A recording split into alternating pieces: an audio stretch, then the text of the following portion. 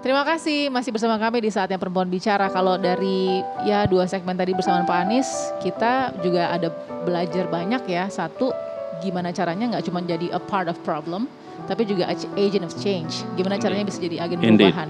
Nah, tadi kan Bapak bilang tuh, saya udah biasa lah nih jadi kotak pos kritik gitu kan.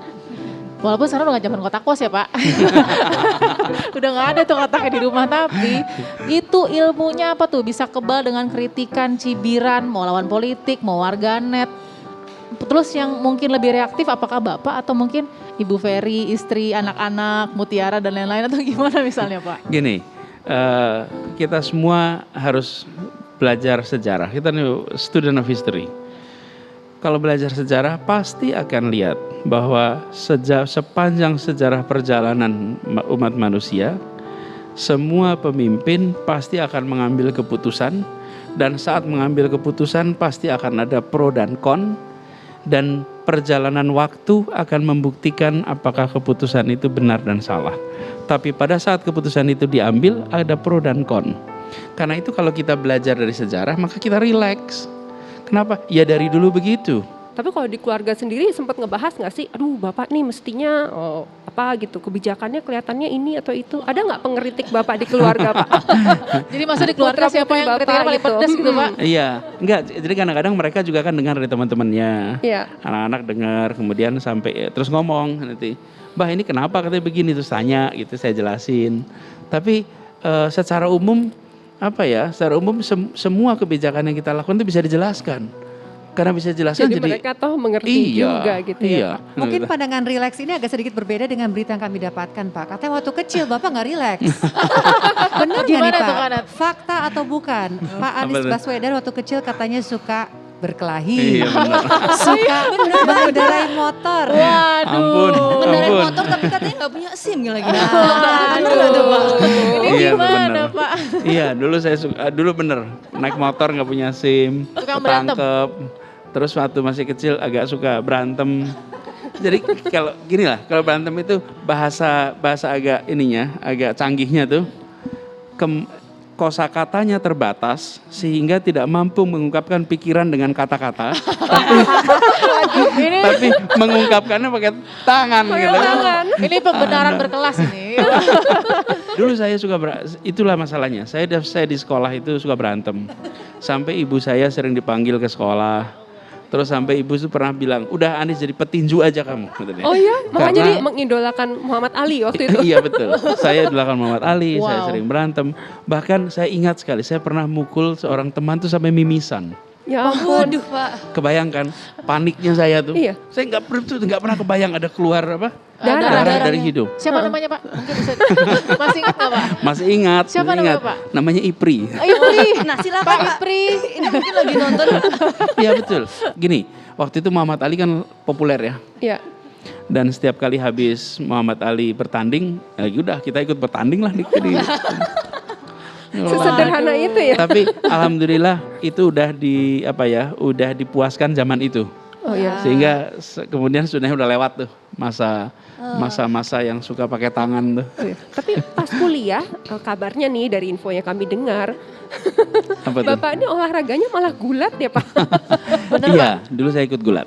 Oke, Iya. jadi kita daftarkan Gulat. ke One Pride MMA ya Pak ya. Di situ adalah mixed martial arts yang baik Pak. Ampun, kalau sekarang Memang udah. serius waktu itu gulat. Ya, saya ikut gulat. Kenapa? Jadi ini sebetulnya gulat ketika saya pertukaran pelajar di Amerika. Saya tinggal di sana. Saya main basket sebetulnya, tapi ketika sampai di sana main basket saya paling pendek di situ.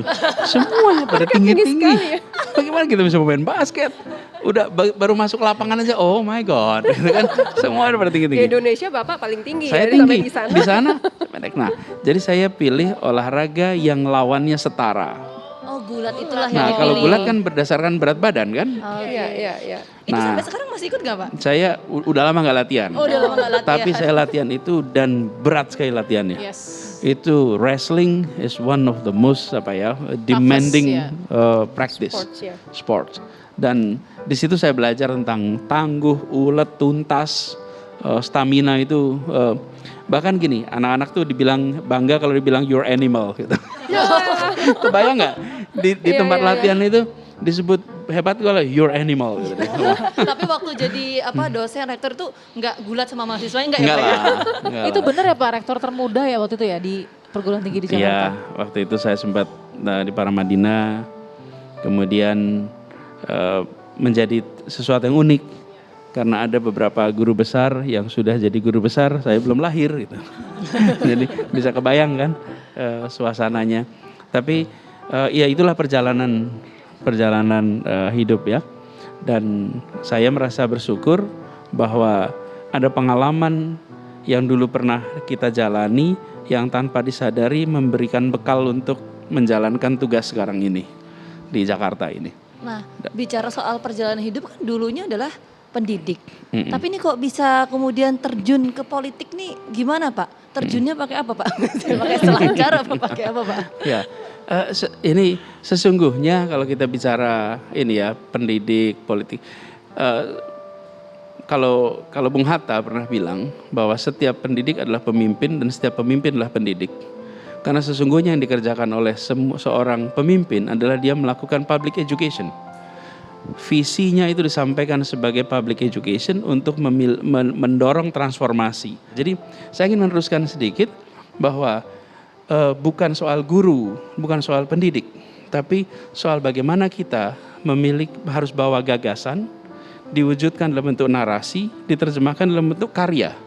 Dan itulah yang kita coba wujudkan di Jakarta. Kalau berbicara mengenai apa yang sudah proses perjalanan yang Pak Anies sudah lalui ya, gulatnya sudah ada, pendidiknya sudah ada, cukup panjang, passionnya juga sudah sangat jelas. Apakah ini akan menjadi bekal untuk sesuatu yang lebih besar lagi ke depannya? Nah mungkin beliau akan jawab untuk Anda sesaat lagi, jadi pastikan tidak kemana-mana, kami akan segera kembali di Saatnya Perempuan Bicara.